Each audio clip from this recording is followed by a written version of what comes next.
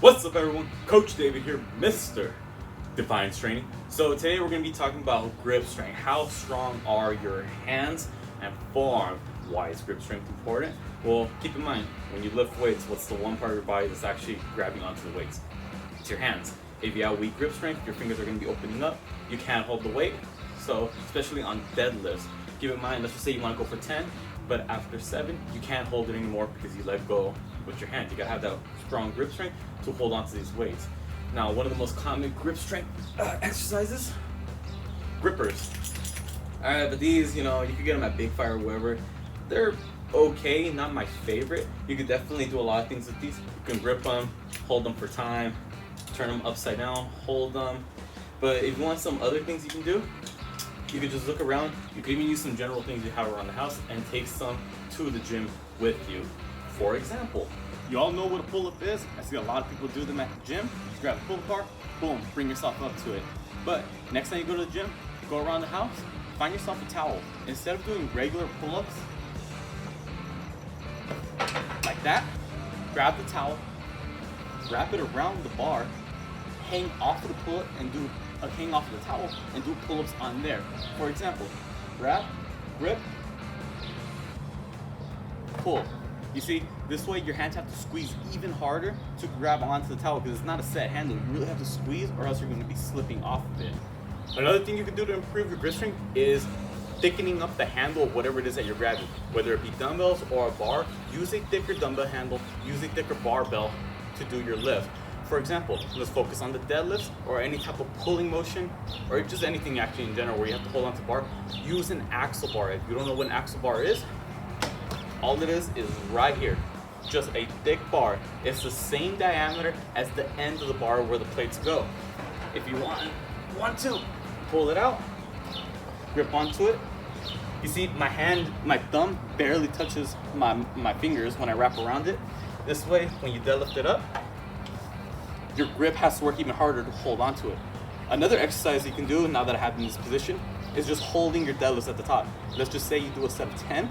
Afterwards, on your 10th rep, instead of putting it down right away, just hold it for 30 seconds, a minute, whatever it may be, or until failure on your top set, and then back down. I mentioned earlier, you gotta thicken up the dumbbell handles also, not just the bar. How can you do that? You can use the Fat Grip. Fat Grip is a company, all they make is dumbbell attachment. It's the shape of a cylinder, and you wrap it around the dumbbell, makes it thicker. But if you don't wanna spend that much on a Fat Grip, what you can do, use one of these little guys right here. Take a look at that. Real simple. All it is a pool noodle. It's summertime. Every store is practically selling them now. Grab yourself a pool noodle, cut it to the length of the dumbbell handle, open it up, boom, slide it under. Now the dumbbell is a lot thicker, so your grip has to work even harder to try to lift that weight up. What I like about pool noodles is that they're not solid the way a actual Fat Grip is. Your hands sink into it, so you have to really squeeze it to make sure you had a good hold on it. Going back to the towel that I mentioned earlier, you don't have a pool noodle, don't want to buy Fat Grips, but you do have the towel. Fold it up like this, and after that, just wrap it around the dumbbell. Boom, you see? The handle got a lot thicker, my fingers do not touch, my thumb is not touching the rest. Boom. Especially on your arm day, any type of bicep work, you can wrap around the towel or the Fat Grip on any weight that you're using. It'll really blow up the forearms without having to directly work them. And lastly, every gym has plates, weight plates. We're talking 2.5, 5s, 10s, 25, 45s. Hell, some of them even have 100s. You can do a lot of grip strength stuff using just the weight plates, nothing else. For example, right here in front of me, I got these 25-pound plates. Now, what I like about these is they got a smooth side, all right?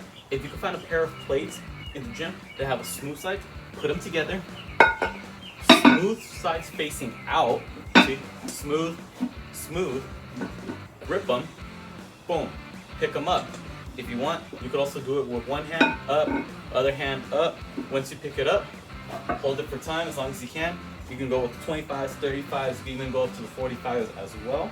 That's just one thing you can do with the plates. Since we're on the conversation of lining plates up and pinching them together, one thing you can do specifically with either 10s or 5s is get more than 2. So right here I have 3 of them. Unfortunately, these don't have the smooth side out, but if they would have, that would have been ideal for the outer plates, so the first and third plate to have the smooth sides out.